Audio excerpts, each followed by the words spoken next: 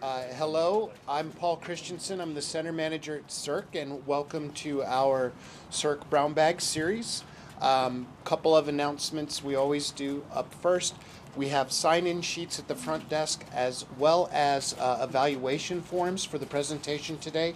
So if you could please make sure and sign in, turn in an evaluation at the end of the brown bag at the front desk there with Kathy. She'll take those. It looks like everyone has found the refreshments in the little conference room behind us. There's beverages, chips, all kinds of stuff. If you need something, feel free to grab it.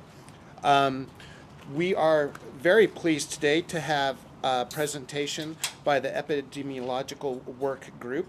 And the name of the presentation, the Substance Abuse Epidemiology Work Group, Data for Decision Making. We have 4 presenters with us today. First of all, I'd like to introduce Dr. Wendy Wolfersteig. She is the chair of the State Epidemiological Outcome Work Group. She's the SIRC Assistant Director of Evaluations and Partner Contracts. And we also have with us Richard Porter. And Richard is the Chief Bureau of Public Health Statistics with the Arizona Department of Health Services. We also have David Choate. He is the Program Operations Manager for the Center of Violence Prevention and Community Safety with Arizona State University. And a 4th presenter we're hoping will be able to join us as soon as she gets here. That's Sergeant Gail Spohr. She is the Vice Chair and Supervisor, Research and Planning for the Department of Public Safety. So with that, I'll hand things over to Wendy. Thank you. Thank you, Paul. And thank you all for being here today. We are very pleased to offer you this opportunity to learn a little bit more about the Arizona Substance Abuse Epidemiology Work Group. And actually following this presentation today, the group will be meeting in this room. It's a public open meetings that we have either monthly or bi-monthly, and we'll be meeting here from 1 to 3.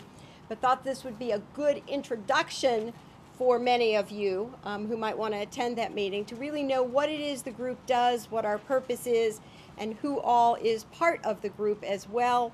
And the fact that so many of you work with data and data sets and with communities that are looking for data and needs assessment. We thought this would be a good opportunity to let you know what data we know are out there. So with that, background specifically, again, the Epidemiology Work Group, our mission is to provide communities, policymakers at the local, state, and tribal level with data, specifically on substance abuse issues, alcohol and illicit drugs, over-the-counter drugs, prescription drugs, and we like to have those data inform what is going on in terms of prevention and intervention strategies at the community, the state, national levels. So really all levels involved in all of that. Specifically also, the Epidemiology Work Group is a subcommittee of the Arizona Substance Abuse Partnership, known as ASAP, lots of acronyms. I'll try and explain them all. And ASAP's mission as a committee is a governor's committee, and they look to really ensure that community-driven and agency-supported outcomes are there that help to prevent and reduce the negative aspects from substance abuse. And they really look to bring together the treatment, the recovery, the prevention communities across state agencies to talk about all kinds of policy as well as data. And so the Epidemiology Work Group is one of the subcommittees. There are several subcommittees with different themes that report to ASAP. Specifically, the priorities for the Epidemiology Work Group were initially set under, again, another acronym, the State Prevention Framework State Incentive Grant that the state received in 2004 and 5 and then was renewed for another 3 years after that. And that grant from SAMHSA, from CSAP, actually required the state to have an epidemiology work group, again, to make sure that data were collected and disseminated to communities and state levels, to use data for decision making. And that, again, was the topic here, data-driven decision making, something we, at least at this work group, very much buy into and have stuck with. So again, several subcommittees. looking at issues specifically, the priorities were set again around drinking, underage drinking, problematic drinking. Looking at such factors as the past month underage drinking, binge drinking, adult and youth drinking as well, car crashes. So lots of data you're starting to see from different data sets and places, which is why I and my colleagues, many of us, are going to talk about the data coming from different state agencies. And that's the thing, is that often these data, as well as prevention and treatment efforts, are siloed. And the real point of this committee and ASAP are to unsilo those data and to make them much more widely available to a larger audience in the state. So again, those are the topics that historically had been the focus for the EPI work group, and are still much of the focus, although we have broadened it quite a bit as well.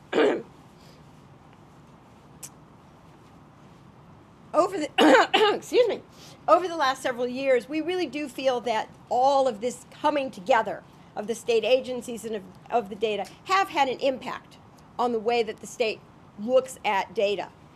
Specifically, they had developed an Arizona logic model that looked at consequences from many of these drugs, looking at trends across years, since now the data were together and could be compiled and analyzed to be able to look at trends, and really looking at how all of those pieces fit together, how you would collect data, do your needs assessment, establish your problems, look at your consequences and trends, to then establish what your prevention and intervention efforts were going to be, to then look at implementing it, all of the strategies from evidence-based things, and then look at the research and evaluation on the outcomes end, as well as going back to your social and economic indicator data that were coming from these many sources to see if you really could move the needle over time.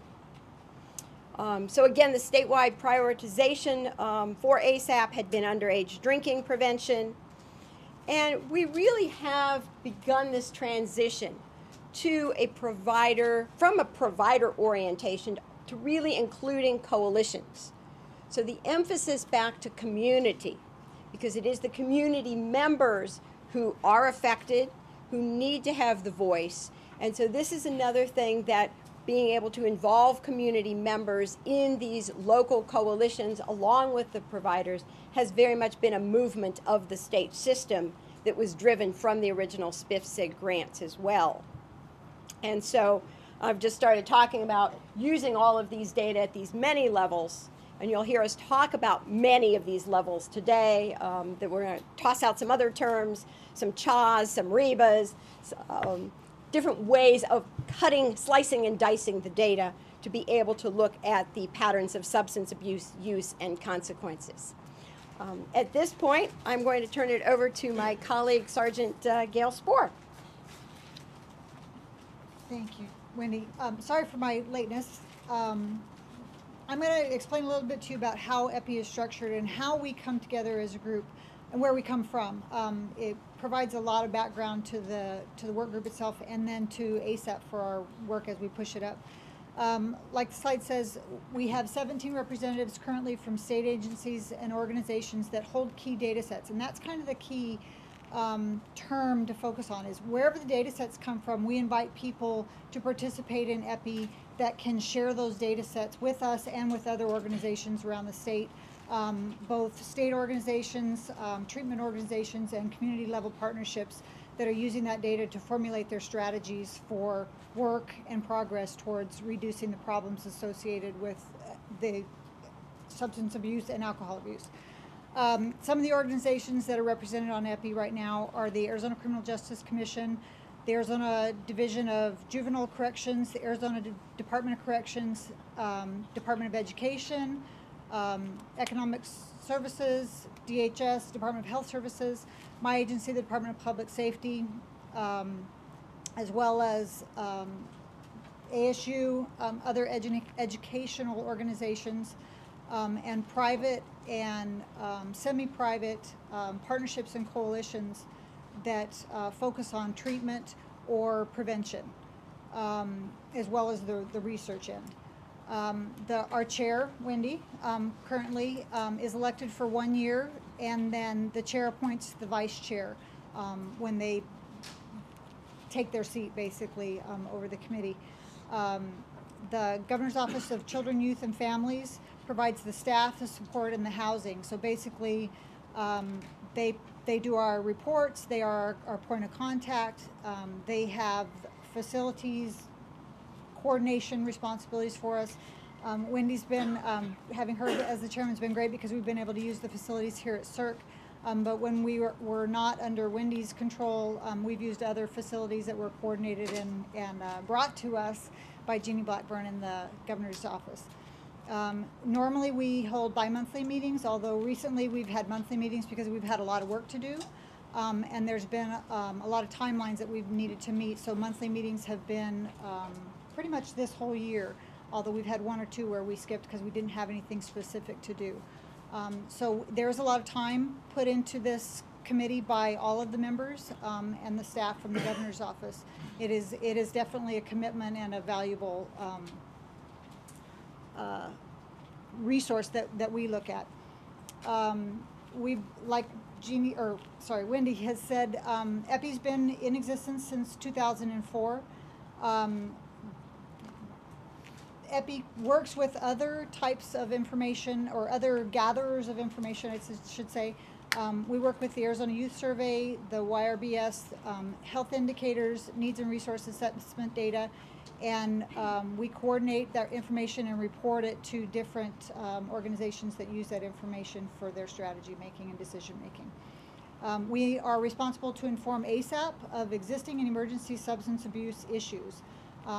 Examples have been the underage drinking, the meth problems, and now the prescription medication abuse that we are starting to identify in the data. The substance abuse epidemiology profile has been created, published in 2009, 2005, and 2007. Sorry, I got that backwards. That was kind of the first publication that EPI put out, and that has been a continuing focus of the group in order to get the data out into a usable form to a very broad audience.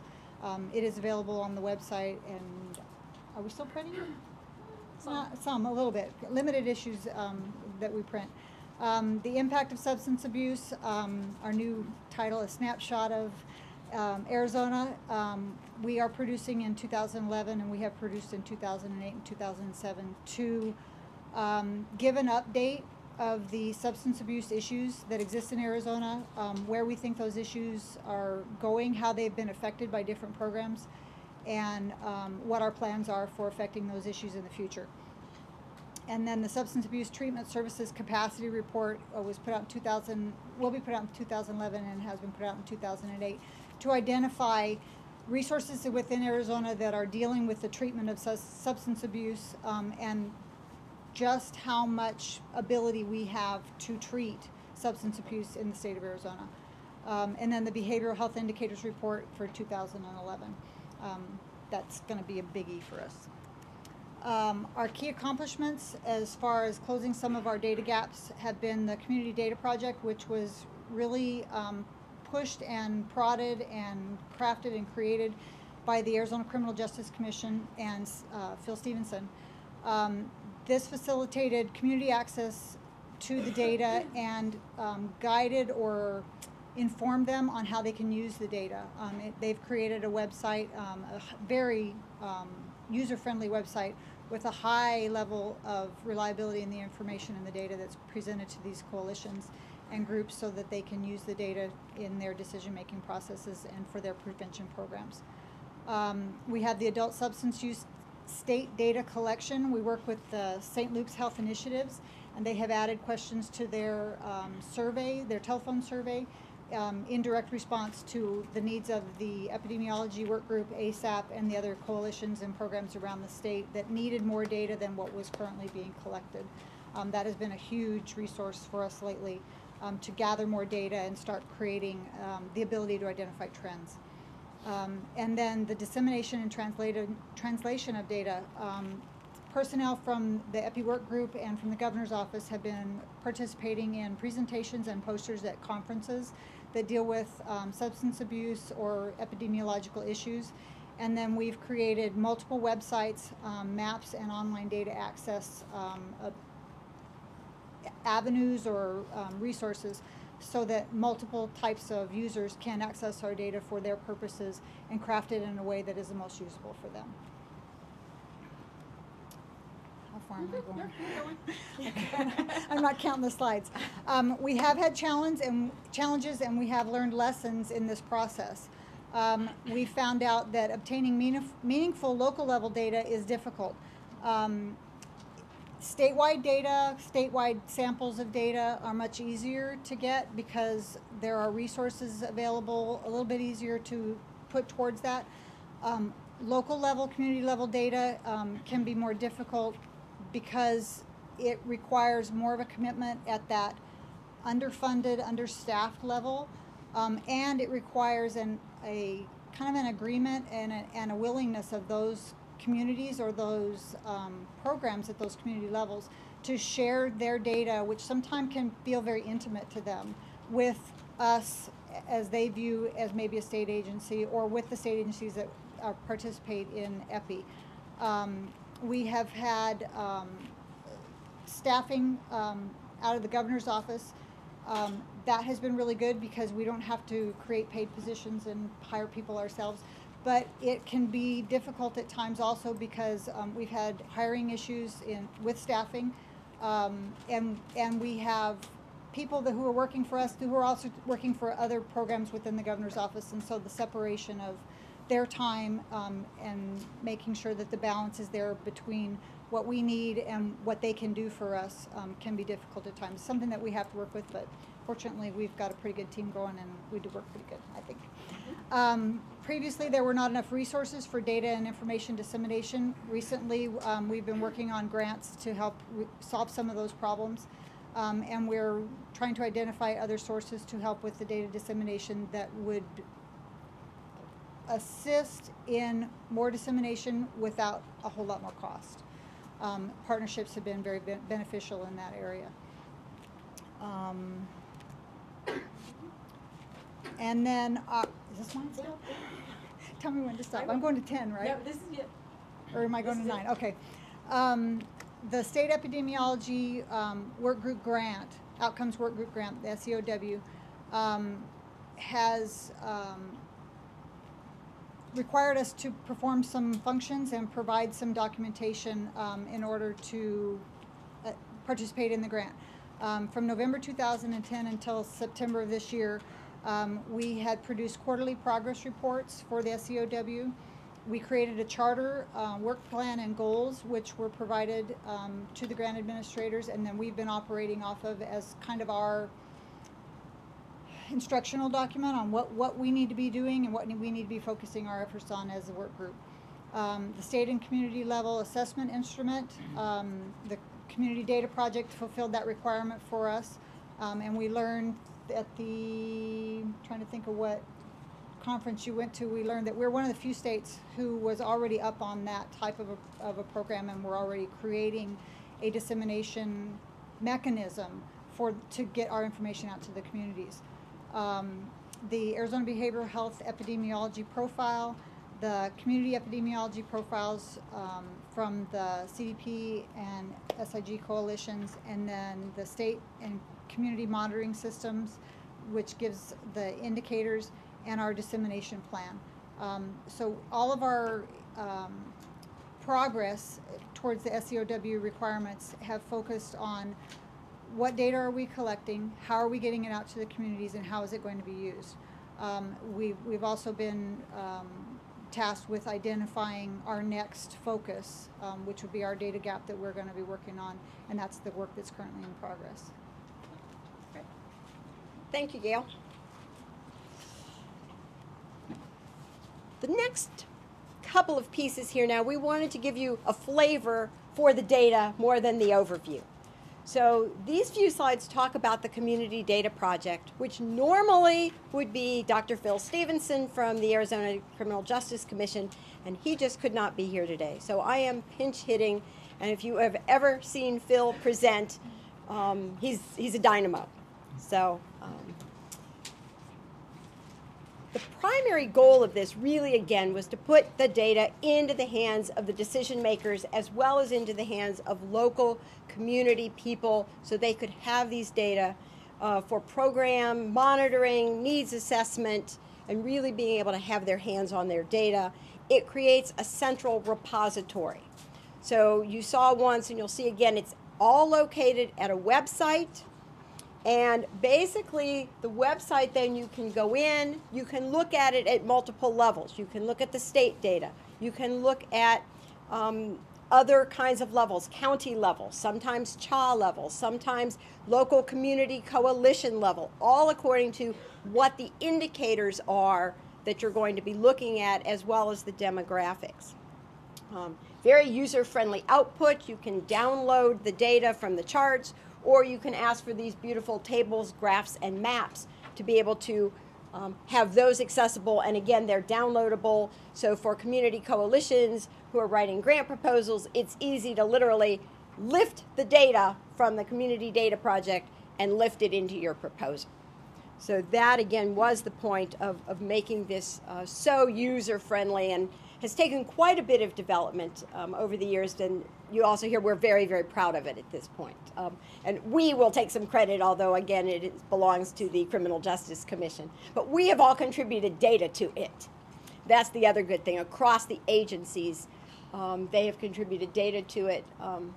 In terms of consumption, so again, just some of the kinds of things, consequences, the context, some of the environmental factors and other socioeconomic indicators that are in there as well, and provides overall the useful resources for looking at substance abuse in your community.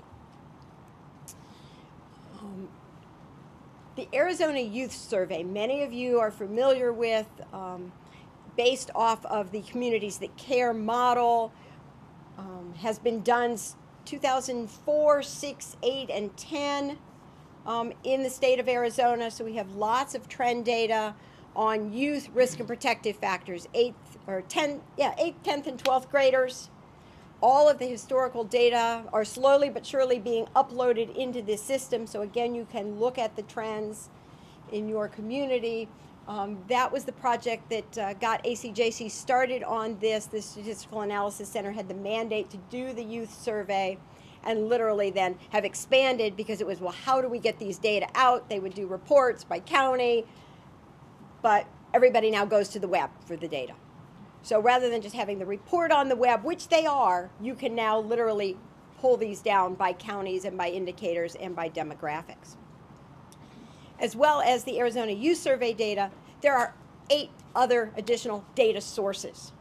So that's the we that I use from the EPI Workgroup, crime data, and also looking at occurrences and arrest data from there, health status data, as you heard from will be from both the Department of Health Services as well as eventually from St. Luke's.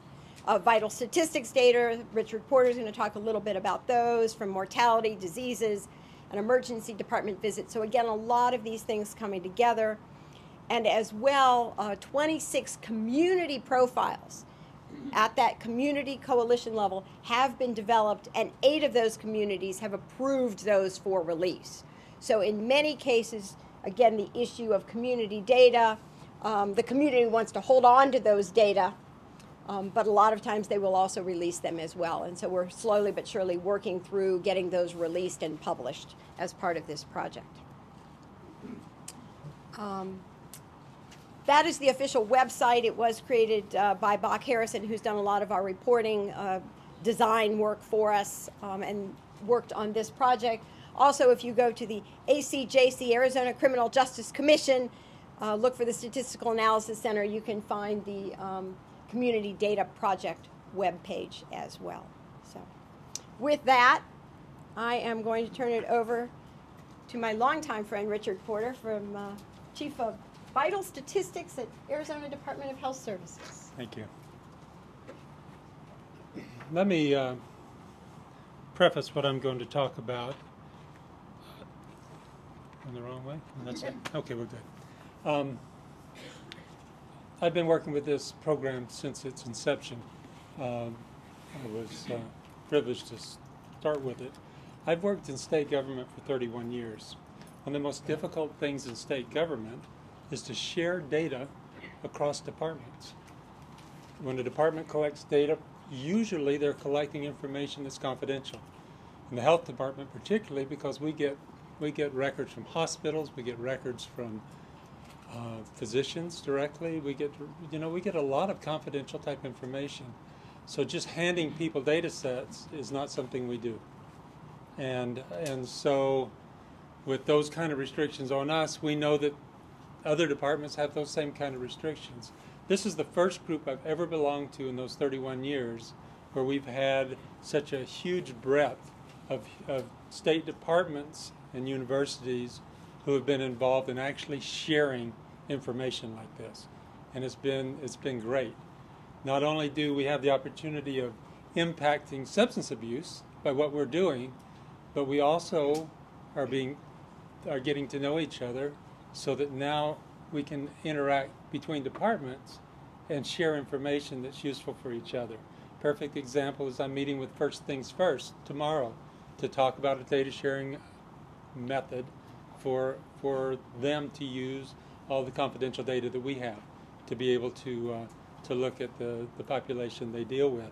So this has been a unique opportunity to work with this EPI group. I thought maybe I'd talk just a little bit about how the Department of Health Services fit into this EPI work group. We actually have 3 members on this work group. One member comes from the Bureau of Public Health Statistics, and that's me. We have a member from the Division of Behavioral Health. In behavioral health, we're the single state, what's it called? Single state point for substance abuse treatment. In other words, the federal government gives us a block grant to do treatment for substance abuse. And that's the location in our behavioral health division where that occurs. So all the treatment stuff, some of the prevention and substance abuse, all was in that location. So we have an individual in that location who also participates because they have different data sources than I do in public health statistics. And then we have a group, then we have an individual from the Bureau of Chronic Disease and Tobacco. Primarily the focus is tobacco for this group who participates in this. The data sources that we contribute to this are the vital records, which would be death certificates. We also have birth certificates, and if there's information there that is valued to this group, we'll provide that kind of information. We have hospital discharge records. We collect information from every hospital that is a non-federal or non-Native American hospital in the state. So there's about 113 of them, including the psychiatric hospitals. And we collect every time someone comes into that hospital, is admitted and discharged, we know all about them. We know all their diagnoses, we know the procedures, and we know all the costs, and we know a little bit of demographics about them. So that becomes a very useful resource for looking at events that occur, because people very often will go to the hospital when they have a problem. The hospital discharge records also includes all the emergency departments from these hospitals. And so we're talking about 4 million records a year just out of the hospitals that go into our database. We also provide substance abuse treatment data, and that comes from the Division of Behavioral Health that provides that treatment throughout the state through the REBAs, the Regional Behavioral Health Authorities. And there's one in Maricopa County, and then there's some in different parts of the state. The other resource that we provide to this group is we provide a mapping resource. We have a GIS expert, Geographic Information System expert, who does the mapping for us, and that's been a very, very useful thing for this group. This map is a map of the community health analysis areas. We created this about 10 years ago. It's 126 community areas throughout the state that we created, and the reason we created it was for cancer rates. Believe it or not, every time somebody has a large number of cancer events, they want to tell us how to define the area where the cancer problem is. And if they do it, then it's going to generally end up being a cancer cluster. So what we did is we created these 126 areas, and we create a cancer rate for each one. So if they come to me from this Tempe North area and say, I've got 10 cases of leukemia, we say, okay, we'll take a look at that, and we look at the Tempe North area and see if there's an increase in the incidence of cancer in Tempe North. If there isn't, they don't have a cluster, even if they have 10. Generally speaking, when people complain of cancer, it's all kinds of cancer. They know that on their street, 6 people have cancer, and it's like 5 different kinds or 6 different kinds of cancer. So there's no cluster issue there, but just so that you know, that's why we created these community health analysis areas, or what we call CHAs. So we decided, since we have the geographic areas already created, we already have the populations calculated for each of these, because we do rates on them, wouldn't they be useful for substance abuse? So we were kind of creative, and we took the survey, the Arizona Youth Survey, and looked at the zip codes and created substance abuse use rates for each of these community health analysis areas. If we found that the numbers were way too small in that area, then the rate applied to that area was the county rate for that area. But so what this did was allow us to have some community level data, and this was a combination of the statistical work as well as the mapping work done by our mapping person. This is an example of the information that we had. This is Flagstaff East. This is area 16 of 126. And you can see we have some demographic information, so the numbers are of the population and the race and the gender, and a little bit of information about poverty and income. Then we calculated values for these risk measures. We had some protective service information. We have some tobacco, alcohol, and drug use information, and even some information about the age of first use, and all of that comes from that youth survey. This information would come from our population statistics. So we were able to do that for all 126 areas. So small communities had a better shot at some idea of what's going on in their area. We provided them this. This is one of the early iterations of this. We also had state rates for everything out to the side so they could do comparisons when we provided it to them. I just threw this one in at the end. You can see it only goes to 2005. We have information, of course, to 2010. But this is an example of using our death certificate information to look at alcohol and drug deaths. And these are simply counts and what had happened over those 5 years, so that we can just get an idea of trends. So now I'll turn it over to David. Thanks. All right, so for the non-nerds present, we'll ease it down with some of the maps and numbers that Richard has been giving us. But I promise it'll be sufficiently nerdy for those of us who have that interest. A little bit of background for the AARIN project and its contribution to the EPI work group and the EPI profile. It kind of has served a couple of different capacities in providing some data on special populations, but then also serves up as an ongoing data gap for the state. So briefly, AARIN is, surprise, surprise, yet another acronym. It's the Arizona Arrestee Reporting Information Network. It's funded by Maricopa County Board of Supervisors, so it's data collected only within Maricopa County. It's not a statewide measure. We'll talk a little bit about that and how that contributes to the data gap. Essentially, it's a research platform that provides data and informs policymakers, practitioners, and researchers about a variety of issues critical to substance abuse, but really centered around the arrestee population. So the origins of it goes back to the mid to late 80s under Duff, drug use forecasting, which was sort of this haphazard, federally funded project. They realized some value in getting drug use or substance abuse information from the arrestee population, formalized it into ADAM, the Arrestee Drug Abuse Monitoring Program. With budget cuts up and through the end of calendar year 2003, the feds cut the program. At that time, it was in 38 municipalities or county level jurisdictions across the country. And beginning in 2007, the Board of Supervisors funded it here in Arizona. ASU, our shop had ran it in Arizona under ADAM. So it's a very basic stuff on the AARIN methodology and protocols. There's a core interview instrument, and I brought along some of those if anyone is interested in sort of what the instrument looks like and the kind of questions. It's a voluntary, anonymous instrument.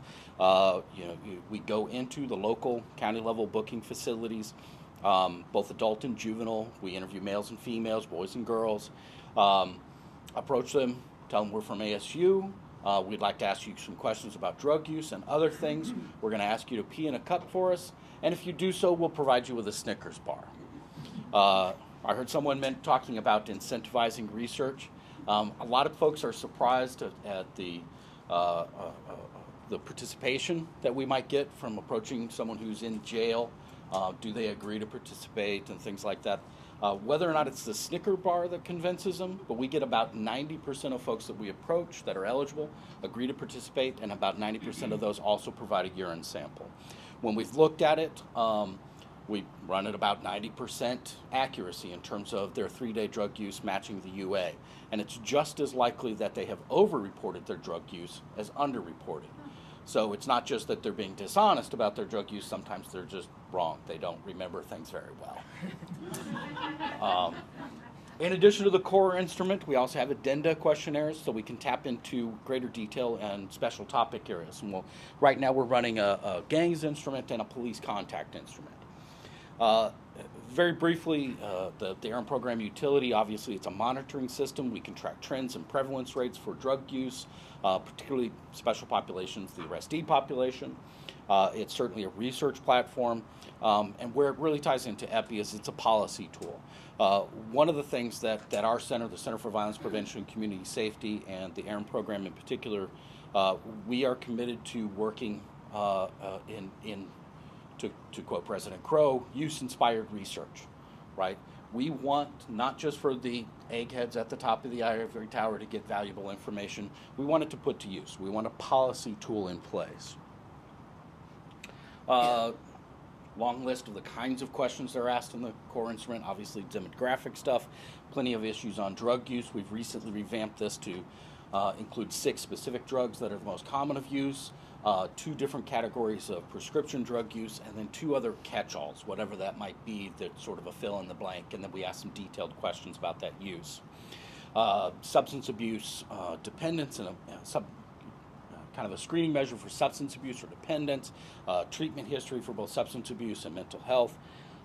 We've added a whole host of questions regarding the medical marijuana issue, victimization, prior arrests, things like that.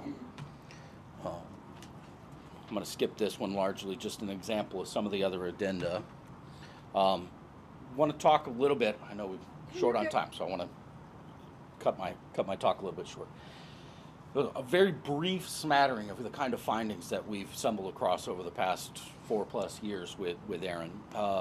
Anecdotally, we had been hearing about the increase in heroin use, particularly among youth, going a few years back. And so we were looking at this, we're seeing a slight uptick, hovering maybe between 4 and 6% among the arrestee population, not a significant change. So we started looking at it a little bit more closely, breaking it down. Okay, well, where's our highest rates? Males are a little higher. Okay, well, where are we seeing some of the other increases? The white offenders.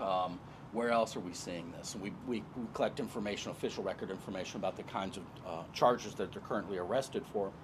And what we found is that there was this very steady 0 to 1% among white male property offenders going back into the ADAM. So we're talking about close to 10 years worth of trend data where there was virtually no change.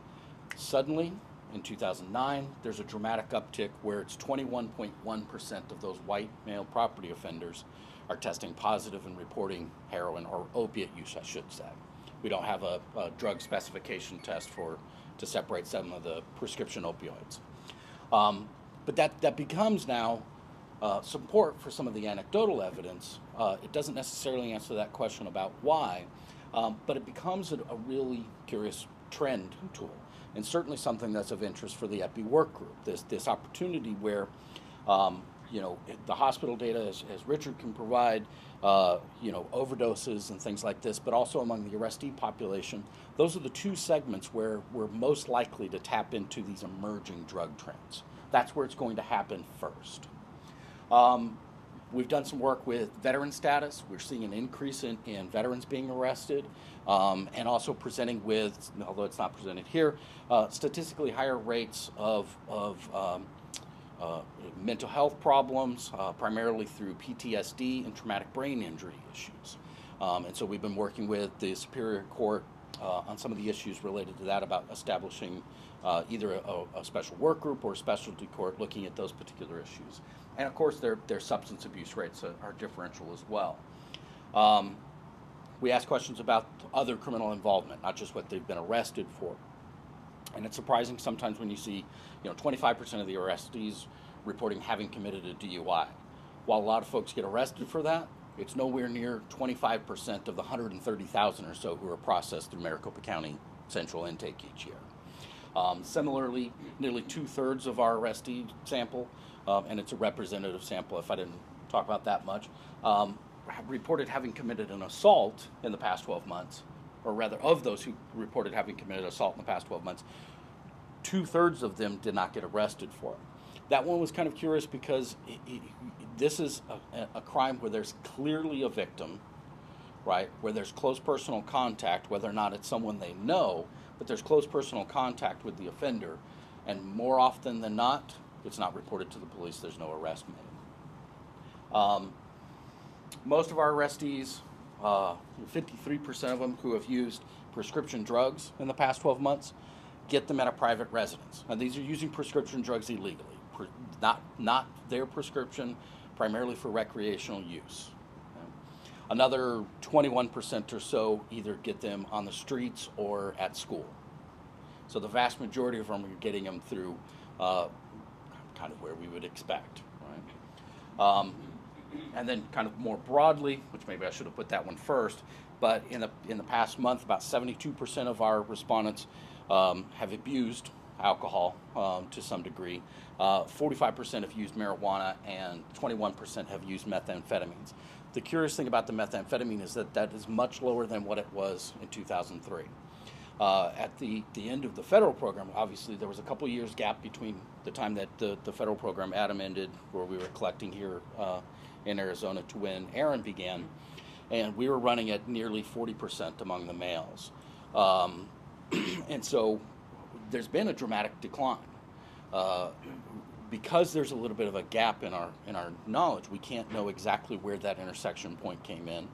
It'd be nice to say that the work of the EPI group, the state, and the meth coalitions had something to do with that. And I think that's a fair argument.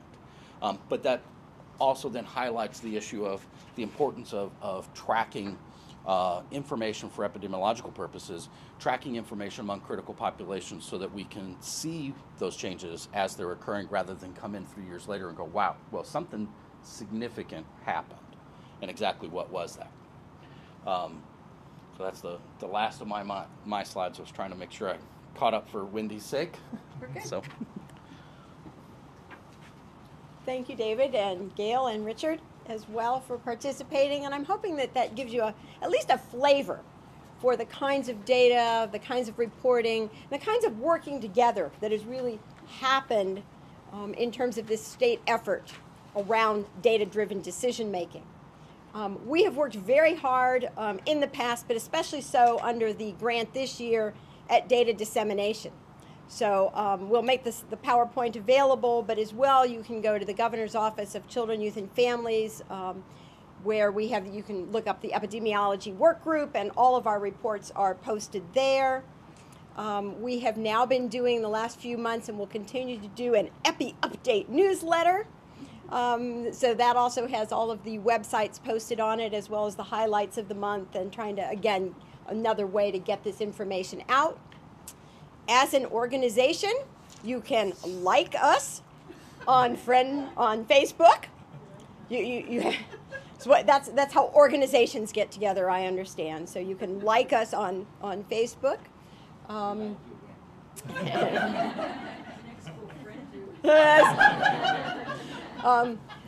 We are available. Again, it's a good way to get all of the links out to people. A lot of people going through, and that's another distribution channel for the information. So we are taking advantage of that, as well as doing things like today, trainings, webinars, workshops across the state with lots of different coalitions. With the Drug Enforcement Agency, we have a school conference coming up we were invited to present to, and lots of different ways of trying to get this information out. So if you have an avenue for us, we would like to be invited. And specifically, we are thinking that we are going to have some funds under which we can do this work. We are still waiting to hear officially from the feds, but unofficially we have heard that our funding will continue at a slightly lower level than last year. But that is good news, because then again it helps us to really continue additional dissemination efforts and additional work and reports and pulling this together, additional indicators for the Community Data Project, are the kinds of things that we've been talking about, even though the official deliverables have not been set. But we're making some good assumptions, we feel, in terms of how that information is going to continue to be disseminated out there. And then we have a national meeting about this new grant that we haven't been awarded yet, the beginning of December for all of that.